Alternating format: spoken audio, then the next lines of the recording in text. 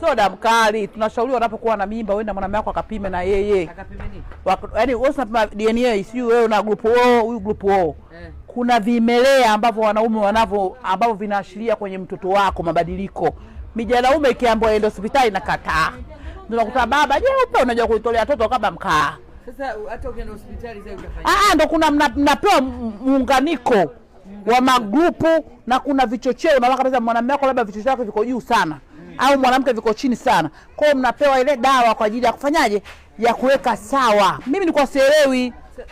Mimi mwenzangu ndio anakusikia wewe.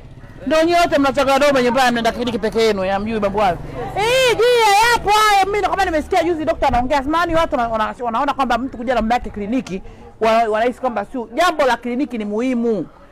Bado kwanza unaishi na mwanamume umjui grupu gani? Pia unakuja kumjua grupu la mwanamume amekufa kwenye cheti chake cha kifo.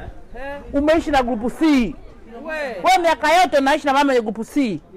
Kumbe wewe kwa ukishajiwana nao unapata uwepesi.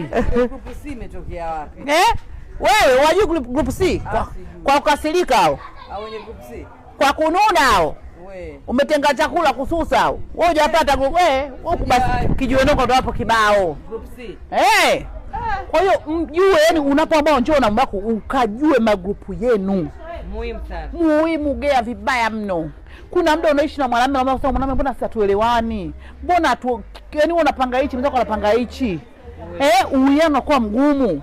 Unazaa mtoto na ule baba vitu tofauti. Hawafanani. Yeye anakuja hospitalini mbaba akeka mkono kwa mtoto.